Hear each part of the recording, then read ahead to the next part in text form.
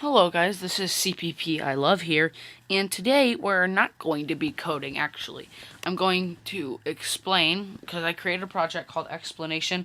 Just like I said in my last tutorial, I'm going to explain variables, data types, and I didn't mention this earlier, but comments.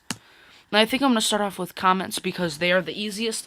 Comments are basically things that are ignored by the computer, and they are just for you or someone else that's looking at your code.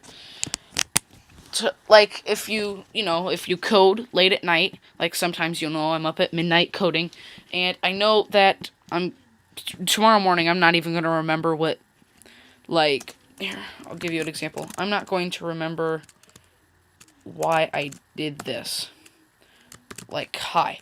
So I'm going to create a comment like this that says you did this because you wanted to print something. So comments are basically used as reminders or, anything else. They're just for you, basically. That's pretty much sums it up. Now, that's a comment. Now we're going to get into the various data types that you can have. The first thing is a string. Now, we've already done strings in the first and second tutorial. Strings are basically anything inside double quotes. Like, I created a string called hello, and it equals hello in double quotes. So if we were to, call something and put hello in there, it would print this because hello is equal to this. Now this is a char. A char is short for character, and I created a char called letter, and it equals F. Now you don't put chars inside double quotes like this. You put char inside single quotes, and like I can create a char called, like, I can make letter F, and it'll equal F. You see, and notice that all of these have semicolons at the end. You always want to put a semicolon at the end. Now, the next one, so we've learned string and char. The next one is integer, or int. Int is how you define it, but the real thing is integer. Now, integers are numbers that are whole, like 1, 2, 3, 4, 5, 6, so on. It's not 5.7921, or it's not decimals, as you can see right here, or fractions. It's a whole number. So int, I made a number, and it equals 25. You don't put single quotes or double quotes around numbers. And there we go. Those are ints. The next is bool, or long term is boolean. Now, booleans can either be true or false. It's like kind of like a true or false statement. So I created a boolean called true, and it equals 1 is smaller than 2. Now, 1 is smaller than 2, right? 2 isn't bigger, or 2 isn't smaller than 1, so this will be true. So that's why I named it true.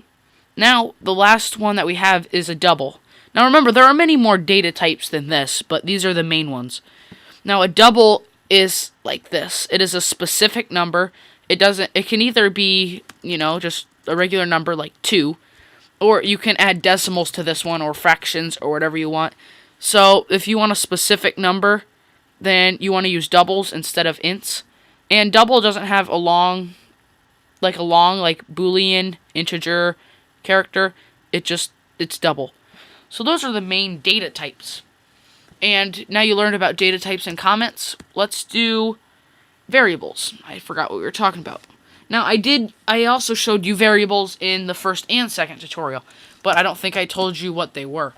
Now, a variable is anything, like, these are actually all variables.